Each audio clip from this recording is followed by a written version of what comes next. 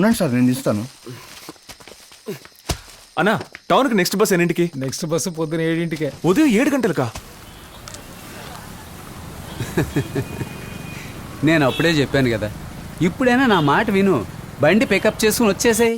పికప్పా? ఇక నీ నోట్లోంచి ఆ మాట రాకూడదు. పెట్టా ఫోను. పికప్ అంట. ఎవడీడు ఒంటరిగా నుంచున్నాడు? దొంగోడే ఉంటాడా? సార్ సార్ సార్, ఇక్కడ పికప్ ఏదైనా దొరుకుతుందా? పిక్కప్పా? వీటన్నిటిని టౌన్కి తీసుకెళ్ళడానికి. అలాంటివి ఇక్కడ దొరకవు. పోనీ ఇక్కడ లాడ్జ్ ఏదైనా ఉందా? తెలుగు వాళ్ళ? అవును. ఇక్కడ లాడ్జిలు ఏవి లేవండి. అంటే నైట్ ఎక్కడుండాలి? ఎక్కడైనా ఉండొచ్చు, కాకపోతే కుక్కలు పాములు తేళ్లు వస్తూ ఉంటాయి. వేరే ప్రాబ్లం లేదు. అయ్యో, మీరు ఒంటరిగా నిలబడ్డం చూసి దొంగ అనుకున్నాను. తప్పుగా ఏమనుకోకండి. ఇంత లేట్ అవుతుంది అనుకోలేదు సార్. అమ్మా, సరుకు కొనుక్కోవడానికి వచ్చినట్టున్నారు. బస్సు మిస్ అయిపోయింది. తెలుగు వాళ్లే. తను మా అమ్మాయి Vaidehi. Hello.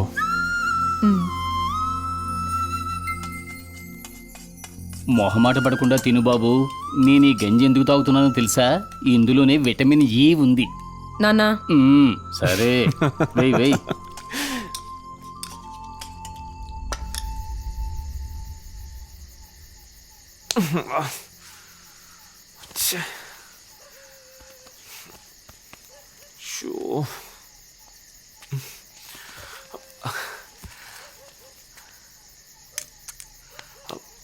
Miss Vaidehi, thanks a lot. Bus తోలి పెద్ద హీరో అయిపోయారు. బస్ డ్రైవర్గా వర్క్ చేశారా? ఊళ్ళో మాకు చాలా బస్సులు ఉండేవి సొంతంగా. అరే,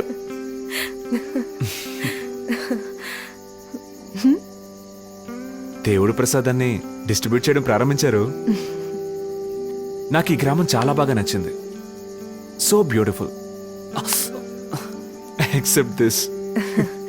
యాక్చువల్లీ మేము టౌన్కి షిఫ్ట్ అయిపోతున్నాం. ఓ, అక్కడ కొత్త ఇల్లు కన్స్ట్రక్షన్ జరుగుతుంది. అప్పుడు మీకు ఇంత ట్రావెలింగ్ ఉండదు. అవును, బడ్జెట్ అనుకున్న దానికంటే కొంచెం ఎక్కువైంది. ఇప్పుడు ఫినిషింగ్ స్టేజ్లో ఉంది. మీరు తెలుగు చాలా బాగా మాట్లాడుతున్నారు. అమ్మమ్మ వాళ్ళది పాలకొల్లు.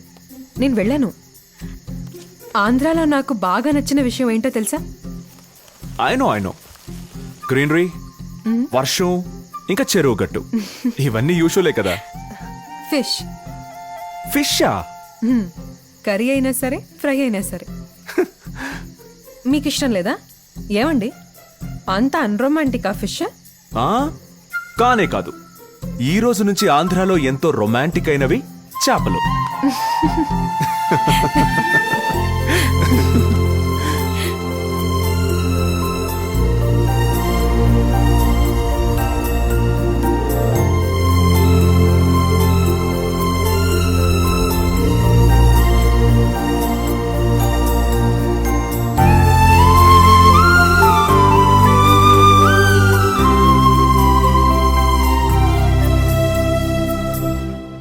అమ్మయ్యా, వచ్చేసారు.